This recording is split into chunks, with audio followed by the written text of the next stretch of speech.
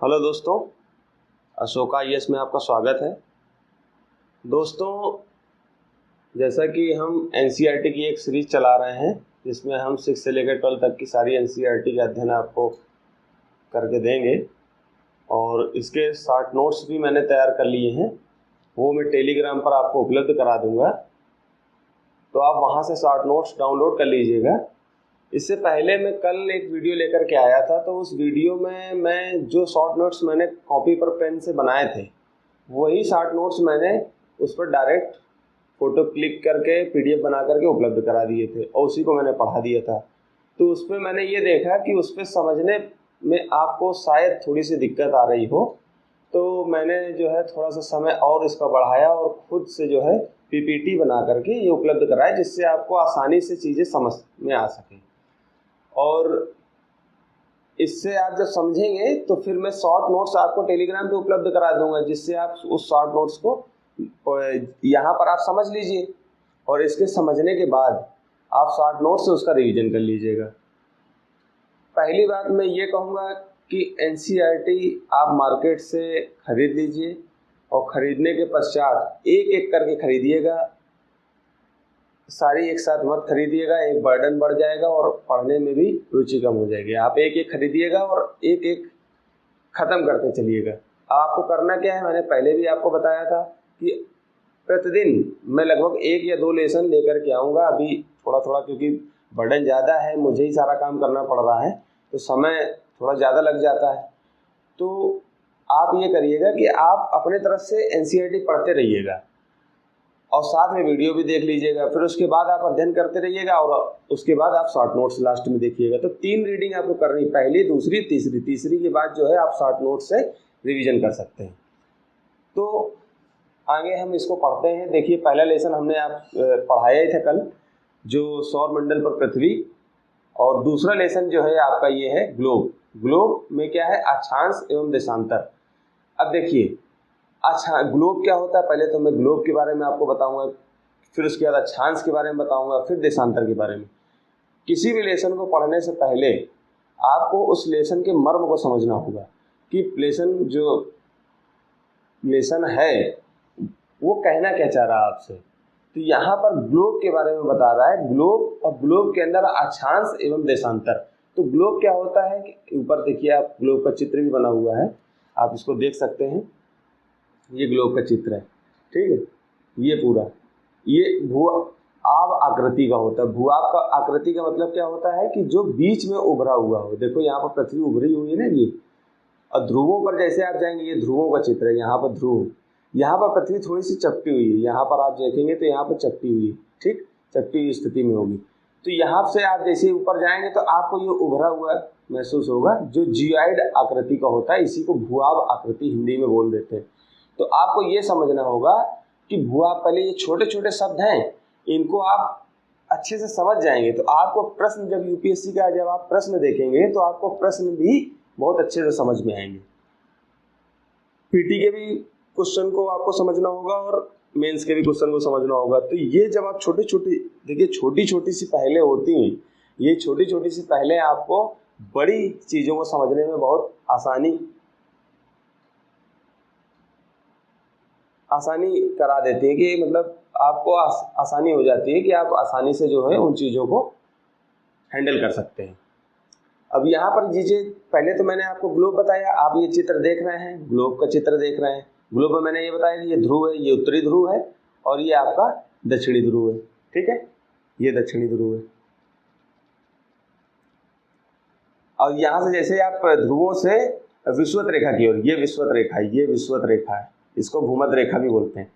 ध्रुवों से जैसे ही आप विषुवत रेखा की ओर जाओगे तो विषुवत रेखा में आपको पृथ्वी थोड़ी सी उभरी हुई प्रतीत होगी। एक चीज और यहाँ पर क्या है कि ध्रुवों पर चपटी हुई है और यहाँ पर क्या होता है कि गुरुत्वाकर्षण ज्यादा होता है। कहाँ की अपेक्षा, विषुवत रेखा की अपेक्षा। विषुवत रेखा में क्या उभरी हुई है, जो आपका ग्रेविटेशनल फोर्स है वो बीच में लग रहा होता है, इस तरह से बीच में, इस जगह पर। तो यहाँ से जितनी अंदर की ऊंचाई ऊपर होगी, जितनी ज्यादा आप ऊंचे होंगे उतना ग्रेविटेशनल फोर्स कम होता चला जाएगा, ठीक है। तो यहाँ पर ध्रुवों पर आप पास में होंगे, चपटे हैं तो पृथ्वी के नजदीक होंगे, पृथ्वी के केंद्र के, और केंद्र के जितना नजदीक होंगे उतना आपका यहाँ पर क्या होगा, ग्रेविटेशनल फोर्स खींचेगा आपको। वैसे जैसे जैसे आप विषुवत भूमध्य रेखा की ओर या विषुवत वृत्त की ओर जाएंगे तो उसका ग्रेविटेशनल फोर्स भी कम होता चला जाएगा। तो ये चीजें आपने, बेसिक चीजें आपने इसको समझ ली। जब आप पुस्तक का अध्ययन कर रहे होंगे तो ये चीजें आपको सहायक के रूप में काम करेंगी। तो आपको यहाँ पर केवल समझना है, आपको बिल्कुल भी पढ़ना नहीं है, पहले आपको समझना है। इसके बाद आप जब किताब से अध्ययन करेंगे तो आपको बहुत ही, मतलब मैं बता नहीं सकता हूँ कि इतनी आसानी आपको होगी पढ़ने में जिसकी कोई सीमा नहीं। आप मेरी इस बात को ध्यान करके आप देखिए, आप 2-2, 4-4, 5-5 घंटे यूट्यूब पर दे करके एनसीईआरटी की सीरीज देख रहे होंगे, उससे कोई फायदा नहीं मिलेगा, क्योंकि कोई कितना उपलब्ध कराएगा। जब तक आप स्वयं से मेहनत नहीं करेंगे तो आपको कुछ भी अगर घोल के दे दिया जाए तो आप यूपीएससी नहीं निकाल सकते। तो इस चीज़ को ध्यान में रखिएगा।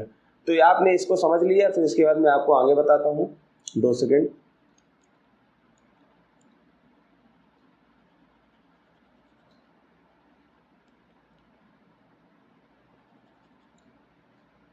अब आप नीचे आइए।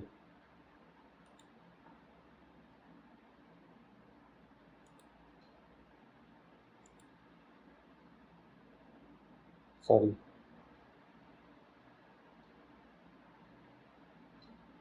हाँ,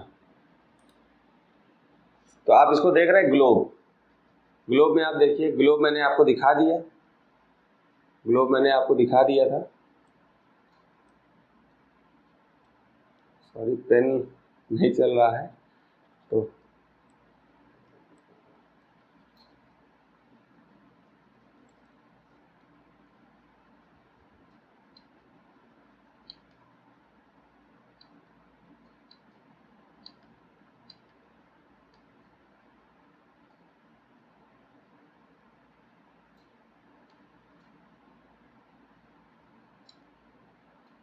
हाँ,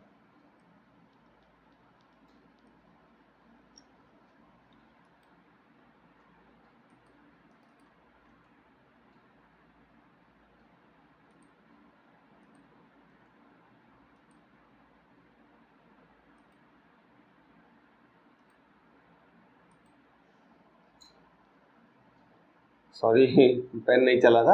अभी मैंने आपको ग्लोब के बारे में बता दिया है। इसी तरह से हम अक्षांश के बारे में पढ़ेंगे। अक्षांश क्या है कि अक्षांश क्या होता है, जैसे कि अभी ये पृथ्वी है, मैंने ये बताया, ठीक है, ये पृथ्वी है इस तरह से, ठीक, ये पृथ्वी पर ये अक्ष है जो ध्रुवों की ओर से प्रवेश करता हुआ एक काल्पनिक है। इसको ध्रुवों की ओर से, ये दक्षिणी ध्रुव हो गया, ये उत्तरी ध्रुव हो गया, ठीक है। ऐसे यहाँ पर ध्रुवों की ओर क्या है, पृथ्वी चपटी हुई है। यहाँ पर ये क्या है, विषुवत रेखा के पास से क्या है, ये यहाँ पर उभरी हुई है, ठीक। अब यहाँ से जैसे आप ऊपर जाओगे तो ये उभरा हुआ प्रतीत होगा, यहाँ पर चपटा हुआ प्रतीत होगा, ठीक। अब ये ध्रुव है, उत्तरी ध्रुव, ये दक्षिणी ध्रुव। यहाँ से आप एक सुई नुमा आकृति को आप प्रवेश करेंगे, ये प्रवेश करते हुए उत्तरी ध्रुव की ओर चढ़ा गया, दक्षिणी से उत्तरी ध्रुव। अब क्या होगा कि इसमें जो है विषुवत वृत्त जो है, विषुवत, यहाँ पर आप फिर से एक चित्र बना के समझा देता हूँ। ये चित्र है, अब ये विषुवत रेखा है, ठीक। विषुवत रेखा से अब उत्तर, यहाँ पर ये क्या हो गया, उत्तरी गोलार्ध हो गया, ठीक है, इसको उत्तरी गोलार्ध बोलेंगे। ये आपका दक्षिणी गोलार्ध हो गया, ठीक है, ठीक। फिर यहाँ पर एक तीसरा चित्र बना के, ये चीज समझ में आ गया कि नॉर्थ हेमिस्फीयर और साउथ हेमिस्फीयर, इसको बीच से भागेंगे। अब क्या है कि ये जैसे ही अक्षांश क्या होती है कि इसी विषुवत या भूमध्य रेखा को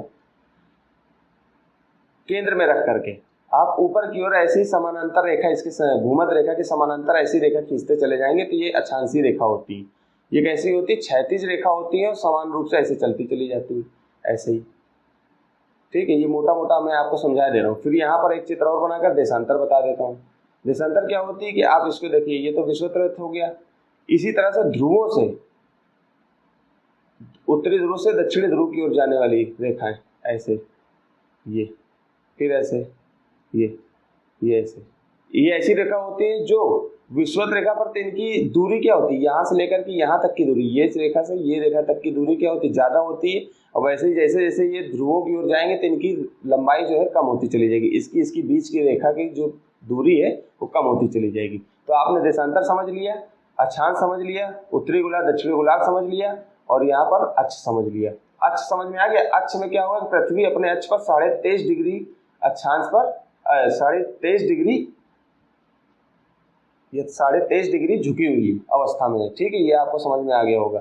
अब हम आगे बढ़ते हैं, इसको देखिए यहाँ पर मैंने देखो यहाँ पर समझा रखा है, सारी चीजें बता दी। ग्लोब पर अक्ष बता दिया आपको, उत्तरी ध्रुव बता दिया, दक्षिणी ध्रुव बता दिया। ये मर्म है क्लास का, जब आप किताब पढ़ेंगे तो आपको वहां पर समझ में आएगा। फिर इसी तरह से उत्तरी गोलार्ध और दक्षिणी गोलार्ध में मैंने बता दिया। भूमध्य, यहाँ पर सॉरी गलत लिखा हुआ, भूमध्य रेखा, विषुवत मैंने ये भी बता दिया। फिर आप आइए अक्षांश पर, हम कर्क वृत्त, मकर वृत्त, विषुवत वृत्त, उत्तरी एवं दक्षिणी ध्रुव वृत्त, मतलब कि उत्तरी ध्रुव वृत्त, दक्षिणी ध्रुव वृत्त, फिर आपको उत्तरी ध्रुव बिंदु, फिर दक्षिणी ध्रुव बिंदु। अब यहाँ पर देखिए आप चित्र को, इसको ग्लोब पर अब देखिए, ये आपका जो कि ये आपका विषुवत वृत्त है, ठीक है, ठीक है। इसी तरह से 23.5 डिग्री क्या है, झुकी हुई है, ये देखिए झुकी हुई है अवस्था में। अगर हम सीधे सीधे इसमें रेखा खींचे तो यहाँ ऐसे जाएगी सीधी रेखा, जिस तरह से ये, लेकिन यहाँ से यहाँ तक की दूरी क्या है, ये 23.5 डिग्री झुकी हुई है। ऐसे अगर हम इसको करेंगे तो ये यहाँ से यहाँ तक का कोण जो बनेगा इसका, तो कैसा होगा, यहाँ से यहाँ तक का ये कोण 23.5 डिग्री झुकी हुई है अवस्था में, ठीक है। ये चीज आपको समझनी पड़ेगी। फिर क्या है, 23.5 डिग्री झुकी हुई है। अब इसी विषुवत वृत्त से 23 डिग्री उत्तर, 23 डिग्री या 30 डिग्री मान लो, 30 डिग्री उत्तर में आपकी कर्क रेखा मिलेगी इस तरह से। फिर 23 डिग्री यहाँ पर दक्षिण में ये मकर रेखा मिलेगी। इन दोनों के बीच का जो क्षेत्र होता है उसको उष्ण कटिबंधीय क्षेत्र बोलते हैं, उष्ण। यहाँ पर मैं पेन बदल करके थोड़ा सा पेन आपको दिखा देता हूँ, समझ में नहीं आ रहा होगा।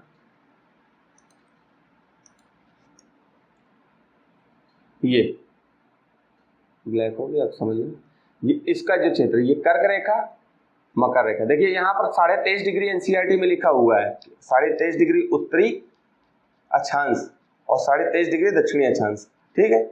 वहां तक की दूरी को उसके बीच के क्षेत्र को क्या बोलते हैं, उष्ण कटिबंधीय क्षेत्र बोलते हैं। उष्ण कटिबंध माने क्या होता है, क्षेत्र होता है।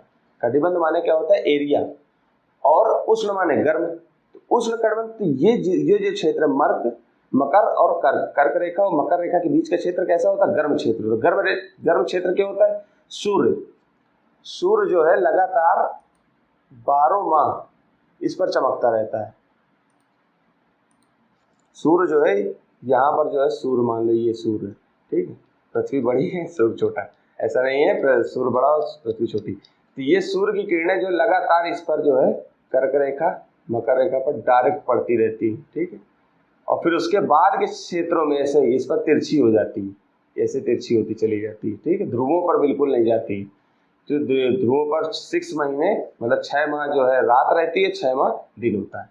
तो ये जो यहाँ पर जो बीच वाला क्षेत्र है, इसका यहाँ से लेकर यहाँ तक का क्षेत्र, ये कैसा क्षेत्र है, यहाँ पर 12 माह जो है गर्म रहता है। तो यहाँ पर इसको हम कह देते हैं उष्ण क्षेत्र, ठीक है। यहाँ दिन और रात लगभग बराबर होते हैं, ठीक। फिर इसके ऊपर आप जैसे जाएंगे 66.5 या 60 डिग्री में, तो आपका थोड़ा सा ठंडा क्षेत्र मिलेगा, थोड़ा सा गर्म क्षेत्र मिलेगा। इसी तरह यहाँ भी, तो हम इसको शीतोष्ण, शीत प्लस उष्ण, तो जब आप संधि विच्छेद करके हमने अलग कर दिया, जैसे ही आप इसको जोड़ेंगे तो ये क्या हो जाएगा, शीतोष्ण, मतलब कि शीत जैसी भी स्थिति हो जाएगी। इधर ध्रुवीय क्षेत्र है, तो ध्रुवीय क्षेत्र से ठंडापन आएगा, और यहाँ से जो गर्म क्षेत्र है इसका थोड़ी सी गर्माहट, तो ये बीच का संक्रमण क्षेत्र हो गया। तो संक्रमण क्षेत्र की वजह से ये शीतोष्ण क्षेत्र हो गया। तो गर्म और ठंडा दोनों। इसी तरह से यहाँ पर भी आपको देखने को मिलेगा, 30 डिग्री यहाँ से लेकर के 60 डिग्री यहाँ तक का क्षेत्र शीतोष्ण क्षेत्र कहलाएगा, ठीक है, शीतोष्ण ये क्षेत्र।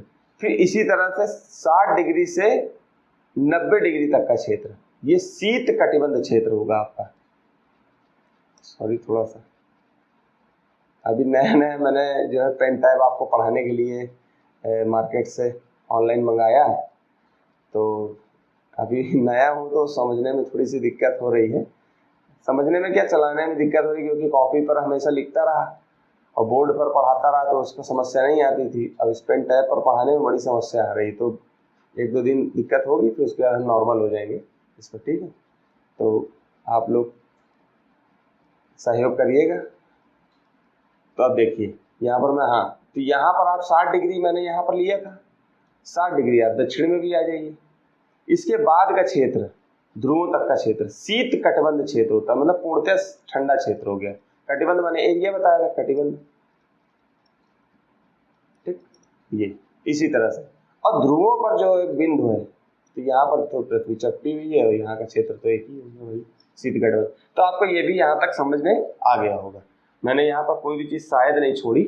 हाँ, तो यहाँ पर क्या मैंने बताया, थोड़ा सा मैं आपको यहीं पर बता देता हूँ क्योंकि मैं भूल जाऊँगा। तो यहाँ पर क्या है कि मैंने ये पृथ्वी बनाई, ये यहाँ से मैंने क्या किया, ये 23.5 डिग्री झुकी हुई है तो ऐसे है, ठीक है। ये आपका भूमध्य रेखा हो गया। भूमध्य रेखा के समानांतर आप कोई भी रेखा खींचते चले जाएंगे ध्रुवों तक, तो वो क्या हो जाएगी, अक्षांश होगी, वो क्षैतिज रेखा होती है।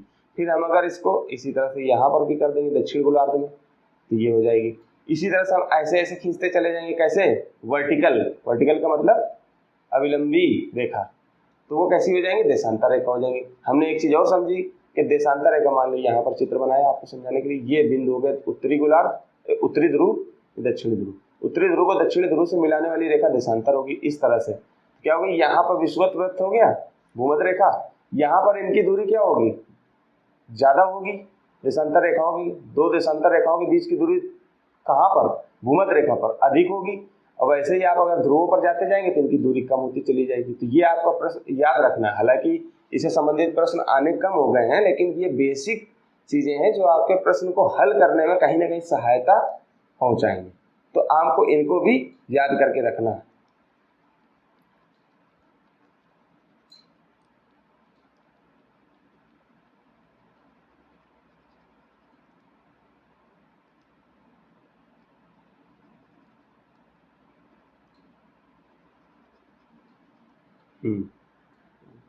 इरेजर काम नहीं करता है। तो यहाँ पर आप ये चीज समझ गए होंगे। मैंने कर्क वृत्त भी बता दिया आपको यहाँ पर, मकर वृत्त भी नीचे स्लाइड में बता दिया, विषुवत वृत्त भी, उत्तरी और दक्षिणी ध्रुव वृत्त भी बता दिया। तो उत्तरी और दक्षिणी ध्रुव वृत्त कैसे, जैसे ये आपका विषुवत वृत्त हो गया जिसको भूमध्य वृत्त बोलते हैं। फिर यहाँ पर 30 डिग्री है, 23.5 डिग्री, आप एनसीईआरटी में 23.5 देखें, कहीं ये 30 भी दिखेगा। यहाँ ये मकर रेखा हो गई दक्षिणी गोलार्ध में, उत्तरी गोलार्ध में कर्क रेखा हो गई। फिर इसके ऊपर आप जाएंगे तो आपको उत्तरी ध्रुव वृत्त मिलेगा, यहाँ पर दक्षिणी ध्रुव वृत्त मिलेगा। फिर आपको यहाँ बिंदु मिलेंगे, उत्तरी ध्रुव बिंदु, दक्षिणी ध्रुव बिंदु, क्योंकि ये बिंदु के समान ही, ठीक। इनको भी अक्षांश रेखा, जैसे जैसे अक्षांश ऊपर बढ़ते जाएंगे वैसे जैसे ऊपर आएंगे तो यहाँ पर आपको एक बिंदु मिलेगा। जो रेखा नहीं है इनको हटा दिया जाता है, कभी कभी रेखा में जोड़ भी लिया जाता है। इस तरह से मैंने आपको लगभग शायद सब कुछ बता दिया। और किसी भी स्थान को पता लगाने के लिए हमको देशांतर और अक्षांश दोनों की आवश्यकता पड़ती है। देखिए आपको मैं एक चीज बेसिक चीज बता दे रहा हूँ कि जैसे कोई क्षेत्र है कि मान लो ये पृथ्वी हो गई, अब हमको अमेरिका को सर्च करना है, तो हम पहले देशांतर रेखा देखेंगे कि ये देशांतर रेखा कौन सी है। मान लो कि ये एक एग्जांपल बता रहा हूँ, भारत को मान लो, भारत को क्षेत्र है, भारत में 82.5 डिग्री देशांतर रेखा है, ठीक है, 82.5 डिग्री देशांतर रेखा, ठीक। आप उस रेखा को देखते देखते आएंगे तो आप जम्मू कश्मीर से लेकर के कन्याकुमारी तक चले जाएंगे। तो आपने कहा यहाँ से यहाँ तक कोई क्षेत्र तो नहीं मिला। आपने कहा यार मध्य प्रदेश ढूंढना है, तो मध्य प्रदेश कैसे ढूंढोगे, आप बीच में थोड़ी वो आपको पता होगा। तो आपको किसने बताया कि अक्षांश 23.5 डिग्री अक्षांश पर आप जाएंगे तो बीच में आपको जहाँ पर 23.5 डिग्री अक्षांश वाली रेखा आपको 82.5 डिग्री अक्षांश पर मिलेगी, तो हम आपको उस पर भारत आपको मिलेगा। सॉरी, मध्य प्रदेश छोड़ करके आप भारत को मोटा मोटा जानो कि आपने, सॉरी यहाँ पर आइए, आप फिर से मैं आपको बता देता हूँ। ये एक क्षेत्र पृथ्वी है, ठीक। मैंने चित्र अच्छे नहीं बन रहे हैं, इस पर ध्यान मत दीजिएगा, आपको कॉन्सेप्ट को समझिए। इस पर क्या है, मैंने कहा कि भारत वाले क्षेत्र को जानना है, तो आपने कहा भारत के क्षेत्र को कैसे जानेंगे, तो आपको किसी ने बताया कि आप 82.5 डिग्री देशांतर रेखा पर जाइए, उस पर आपको भारत मिल जाएगा। तो आप भारत पर जैसे गए तो ये भारत पूरे विश्व के क्षेत्र पर गए ना, देशांतर 82.5, उसमें हिंद महासागर भी मिल जाएगा। फिर आपको जो है नीचे आप क्षेत्र में आ जाओगे, लेकिन हमको भारत वाले क्षेत्र में मिलना है, तो भारत वाले क्षेत्र ये आपको यहाँ पर मिलेगा ही। तो उस भारत वाले क्षेत्र में आपको ये जानना है कि कौन सी डिग्री अक्षांश रेखा पर मिलेगा, दक्षिणी उत्तरी गोलार्ध पर मिलेगा कि दक्षिणी गोलार्ध पर। तो आपने तुरंत यहाँ पर देखा भूमध्य रेखा, तो किसी ने बताया कि भूमध्य रेखा पर से उत्तरी गोलार्ध पर भारत स्थित है, जो कि देशांतर रेखा, कौन सी देशांतर रेखा, 82.5 डिग्री देशांतर रेखा पर स्थित है।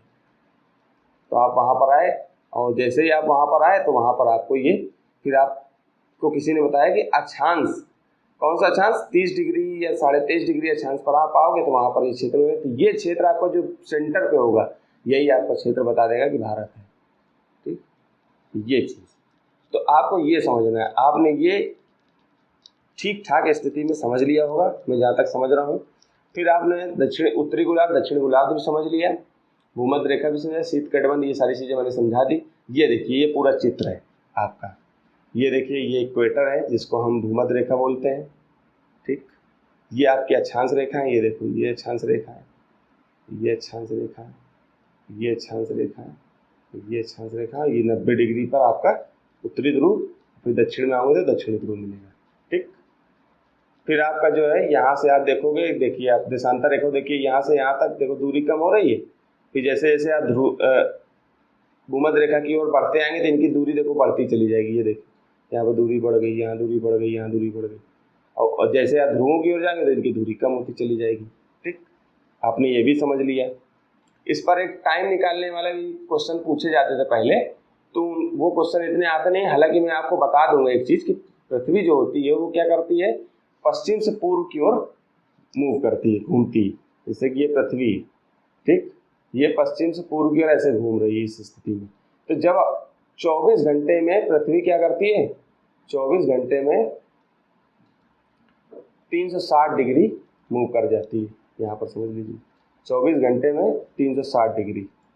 तो 1 घंटे में 24 का भाग दोगे तो कितना आएगा, 4 से काट लो, 360 अपॉन 24, 4 से काटो, 4 छंग 24, 6 से 6 चौको 24, सॉरी 6 चौको 24 और 6 छंग 60, ठीक है। तो यहाँ पर 4 मिनट में 4 घंटे में 60 डिग्री, तो 1 घंटे में, गलत हो गया देखिए यहाँ पर,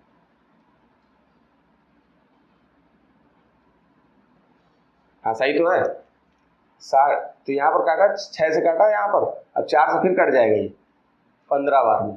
तो फिर 1 घंटे में 15 डिग्री, 1 घंटे में 15 डिग्री मूव करेगी। अब हमको 1 घंटे में नहीं निकालना, हमको मिनट में निकालना है। 1 घंटे में, तो मिनट में कैसे निकलेगा, तो 15 यहाँ पर है तो 15 डिग्री घूमती है। 1 घंटे में कितने मिनट होते हैं, 60 मिनट।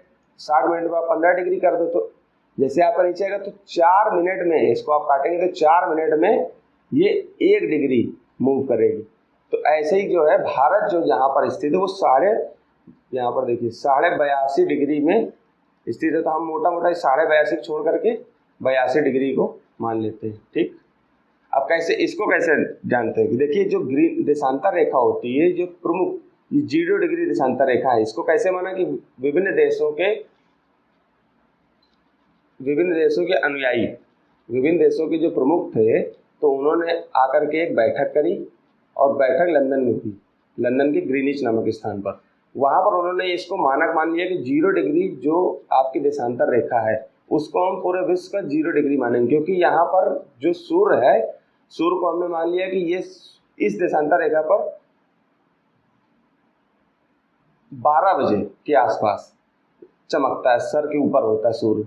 अब हमने कहा कि सूर्य 12 बजे यहाँ पर होता है, तो हमने 12 बजे को शून्य मान लिया, और शून्य मान लिया। यहाँ से हम क्या किए, मूव करते चले गए इसको पूर्व की ओर, तो हमने इसको प्लस मान लिया कि पूर्व की ओर जाएंगे तो प्लस में आपका समय जुड़ेगा, और आप अगर पश्चिम की ओर जाएंगे, वेस्ट की ओर जाएंगे तो आपका माइनस में होगा समय। तो हम जैसे पूर्व की ओर गए तो इस पर समय जुड़ता चला जाएगा। तो डिग्री यहाँ पर क्या है, 0 डिग्री है, इसको यहाँ उत्तर माना। तो ऐसे आप 1 डिग्री जाएंगे तो कितना होगा, 1 डिग्री 4 मिनट, 2 डिग्री। इसी तरह से हम जुड़ते इसको देखते हुए चले जाएंगे आगे। इसी तरह से हमने 82.5 डिग्री का मतलब भारत 82.5 डिग्री पर है, हमने इसको जोड़ने के लिए 82.5 को हटा दिया, सिर्फ 82 को जोड़ा, 82 गुणे 4, क्योंकि डिग्री है ना, तो 1 डिग्री पर 1 डिग्री 4 मिनट का होता है, तो हमने 4 से भाग दिया, 4 से गुणा कर दिया। तो 4 से क्या करेंगे, 4 दूनी 8 और 4 8 32, ठीक है, 300 मतलब कि 328 मिनट। इसको 60 से डिवाइड करोगे लगभग 5 साढ़े 5 घंटे आएंगे, ठीक है। तो 5.5 घंटे, जब लंदन में अगर 0 बज रहा होगा, मतलब 12 बज रहा होगा, दोपहर के 12 हो रहे होंगे, तो हम 5:30 बजे यहाँ पर होंगे भारत के। तो ये समय है, इतना अगर पीछे जाओगे इतना घटा दो उससे समय 0 से। तो ये होता है, ये चीज़ आपको अच्छे से समझ में मेरे हिसाब से आ गई होगी। ये चीज़ इतना जानने की इसको ज़रूरत नहीं है, क्योंकि इससे सवाल पहले पूछे जाते थे, अब बिल्कुल नहीं पूछे जाते हैं। बस इतना मोटा मोटा जान लो कि ये है क्या, इतना आप अगर समझ गए तो इससे ज़्यादा की ज़रूरत आपको नहीं पड़ेगी। अब देखिए यहाँ पर आपने ये देशांतर रेखा भी मैंने समझा दी थी, ये देशांतर रेखा है, ठीक। ये अब आपको ये देखिए ये ताप कटिबंध मैंने आपको बता दी, सॉरी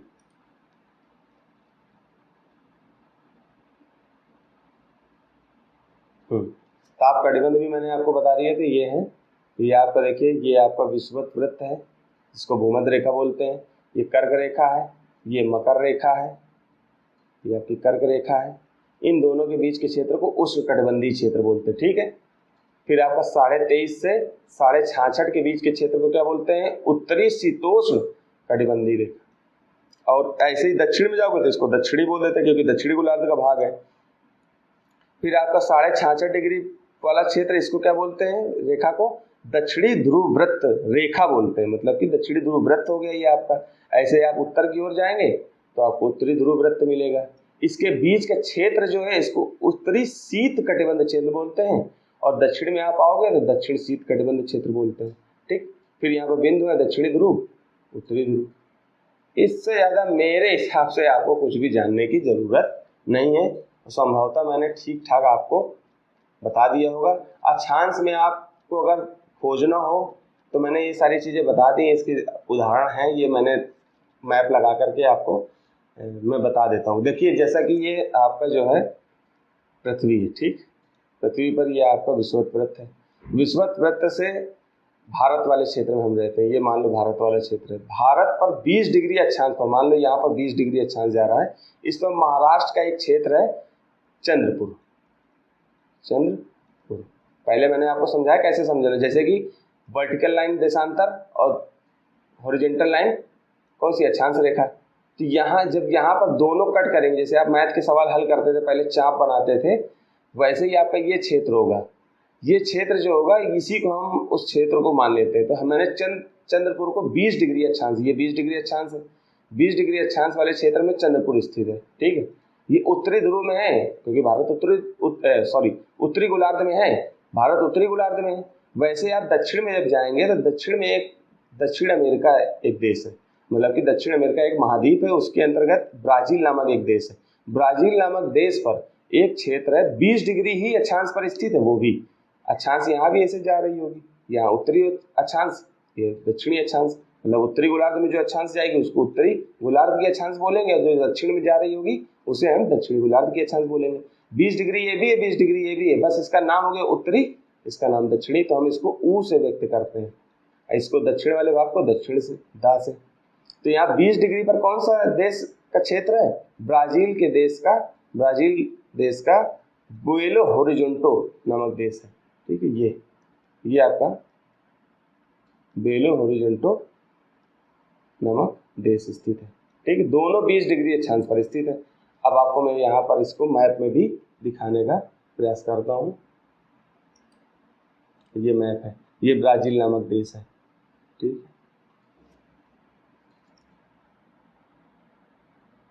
ब्राजील है यहीं पर। अब देखिए यहाँ पर अक्षांश रेखाएं जो हैं यहाँ पर क्लियर नहीं दिख रही हैं, आप मैप उठा करके आप देखिएगा, मैं अपने पास से, ये ब्राजील नामक देश है ये, ठीक है। यहाँ पर पेन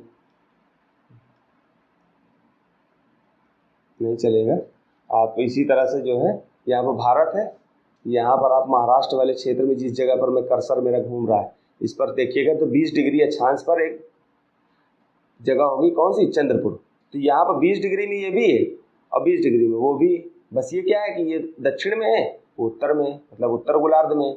उत्तर गोलार्ध को कैसे मापेंगे? विषुवत रेखा, भूमध्य रेखा से उत्तर वाले क्षेत्र को उत्तरी गोलार्ध और दक्षिण वाले क्षेत्र को दक्षिणी गोलार्ध, ठीक। इसी तरह से एक चीज और मैं आपको बता देता हूँ कि पूर्वी गोलार्ध और पश्चिमी गोलार्ध भी होता है। जैसे कि सादा पेज में आपको लेकर के यहाँ पर बताता हूँ, ये देखिए कि जैसे कि ये पृथ्वी है, ठीक, ये आपका देशांतर रेखा है। तो ये ग्रीनविच देशांतर रेखा, जिसको जो है क्या बोलते हैं? 0 डिग्री। इसको विभिन्न देशों के अनुयायी जो प्रमुख थे उन लोगों ने एक बैठक करी लंदन में ग्रीनविच नामक स्थान पर। उस स्थान पर उन्होंने तय किया कि हम इसको 0 डिग्री मानेंगे, ठीक। जो 0 डिग्री मानते हुए इसको एक देशांतर रेखा मानी। ये पूरी पृथ्वी को घुमा के ऐसे लाती है, तो जो यहाँ पर 0 होगी वो पीछे जाकर के क्या हो जाएगी? 180 डिग्री हो जाएगी। ये पूरी पृथ्वी को बराबर भागों में बांट देती है। तो हम इसी को जो है पूर्व वाले क्षेत्रों के, इधर वाले क्षेत्र को पूर्वी गोलार्ध, पूर्वी गोलार्ध, और इधर वाले क्षेत्र को हम पश्चिमी गोलार्ध, गोलार्ध के नाम से जानते हैं। तो इतना ये इंपॉर्टेंट नहीं है, लेकिन ये पृथ्वी का जो उत्तर और दक्षिण वाला भाग है, ये विषुवत रेखा से उत्तर की ओर, ये उत्तरी गोलार्ध और दक्षिण गोलार्ध, इतना आपको जरूर जानना है। इसके अलावा आपको कुछ भी जानने की जरूरत नहीं है। ये मैंने देशांतर रेखा के बारे में भी बता दिया कि प्रमुख या उत्तर रेखा, जिसको हम ग्रीनविच रेखा के नाम से जानते हैं, ठीक है। और ग्रीनविच रेखा में ये आपका 0 डिग्री इसको नाम देते हैं। इसी के पीछे जस्ट जो आगे दिख रही है आपको, इसी के जस्ट पीछे आपको ग्लोब पर आप देखेंगे, ग्लोब आपके पास होगा, ये एनिमेशन के रूप में आप जो है यूट्यूब पर भी लगा के देख लेना। तो आपके जस्ट पीछे इसकी 180 डिग्री होगी, यही 180 डिग्री आकर के आगे आपका 0 डिग्री होती है। अगर उसको भी जोड़ लेंगे तो 360 डिग्री हो गया ना एक गोला। तो इसी तरह से जो है ये बराबर भाग में पृथ्वी को बांट देती है, पूर्वी गोलार्ध, दक्षिण गोलार्ध। मैंने यहाँ पर बता दिया कि विषुवत पृथ्वी 2 भागों में बांटती है, जिसमें हम उत्तरी गोलार्ध और दक्षिण गोलार्ध के नाम से जानते हैं। और ये आपको देखिए, ये मैंने ये भी बता दिया कि जो 180 डिग्री पूर्व, इसके पीछे ये 180 डिग्री पूर्व तथा 180 डिग्री पश्चिम या उत्तर एक ही रेखा पर स्थित। एक ही रेखा का मतलब कैसे कि जैसे ये है 180 डिग्री की रेखा ये, तो अब इधर से घूम कर जाओगे तो भी 180 डिग्री पूर्व की आ जाएगी, और इधर से घूम के जाओगे तो 180 पश्चिम की आ जाएगी। है रेखा एक ही, ठीक है रेखा एक ही। इसी में इधर से मान लो कि रमेश है कोई व्यक्ति, रमेश इधर से गया पृथ्वी घूमते हुए इसी स्थान पर पहुंचा, कह रहा मैं पूर्व की तरफ से पहुंचा हूं, तो ये लाइन मेरी पूर्वी गोलार्ध की एक रेखा है, 180 डिग्री होगी। इधर से राजू नामक व्यक्ति पहुंचा, यहाँ से घूमते हुए ये भी 180 डिग्री उसी लाइन पर पहुंचा, क्योंकि स्थान तो एक ही। जब दोनों एक ही स्थान पर पहुंचे तो दोनों ने कहा कि यार जब एक ही चीज है तो हम इसी को 180 डिग्री ना मान ले। तो उसने कहा मेरा भी यही है, तुम्हारा भी यही है, दोनों लोगों का एक ही हो गया। तो 180 डिग्री पश्चिमी और पूर्वी या उत्तर रेखा एक ही रेखा को बोलते हैं, क्योंकि 180 डिग्री यही घूम करके ऐसे ऊपर से आएगा तो जो है ये 0 डिग्री हो जाएगी, ठीक। इसमें थोड़ा सा कम समझ में आ रहा होगा, क्योंकि जियोइड आकार का कोई नहीं है। अगर मैं फेस दिखा के, मेरे पास डिजिटल बोर्ड नहीं है ना, तो मैं वो भी दिखा देता। बाकी आप यूट्यूब पर सर्च करके देख सकते हैं। ऐसा नहीं मैं मना करूंगा कि आप मत देखिए, मुझे ही देखिए। जहां ना समझ में आए वहां पर यूट्यूब का सहारा लीजिए, गूगल का सहारा लीजिए, स्वयं से पढ़िए, फालतू का टाइम वेस्ट मत करिए। मैं आपको दावे के साथ कह सकता हूँ, इन कोचिंग मंडियों और कोचिंग के चक्कर में आप लोग घूम घूम कर पढ़ेंगे, फिर 2-4-5 साल आप अटेम्प्ट खर्च करेंगे, और उसके बाद घूम करके फिर हमारे पास आएंगे या अन्य छोटे यूट्यूबर के पास आएंगे, जो वाकई में पढ़ा करके आपको छोटी छोटी चीजें उपलब्ध करा रहे हैं, जो बहुत बड़ी चीजें और जेन्युइन चीजें बताते हैं। ऐसा नहीं कि हम आपको बांध रहे हैं कि आप हमारे यूट्यूब पर आइए, मैं बिल्कुल नहीं कह रहा हूँ। मैं ये कह रहा हूँ कि आप यहाँ से सीखिए और खुद से पढ़ करके अप्लाई करिए और सफल होइए, बस यही मैं चाहता हूँ, ठीक है। इसके अलावा आपको इस सेकंड नंबर के एनसीईआरटी से कुछ भी पढ़ने की आवश्यकता नहीं है। पहले मैंने फिर भी यही कहा, वीडियो लंबा हो रहा है, मैंने कहा first reading, second reading, third reading. जैसे ही आपने तीनों को रीडिंग कर लिया, उसके बाद आप जो है शॉर्ट नोट्स मेरे मैं टेलीग्राम पर उपलब्ध करा दूंगा, और उन टेलीग्राम से शॉर्ट नोट्स को डाउनलोड करिए, और आगे स्वयं से आपको शॉर्ट नोट्स का आपका समय मैं बचा दूंगा।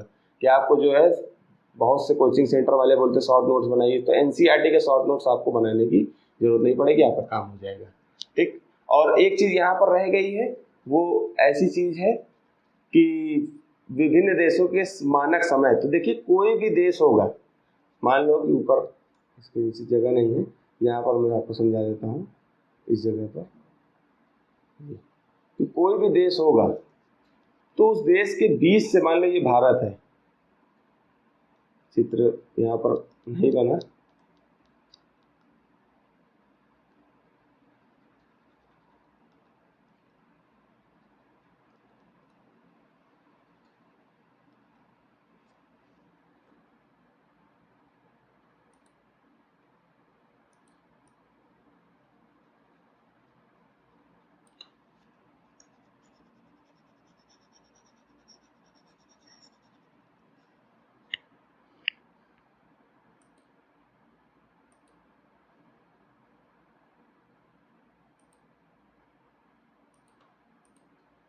देखिए यहाँ पर मैं आपको भारत का चित्र बना कर दिखाता हूँ। ये भारत का चित्र है, ऐसे जाएगा,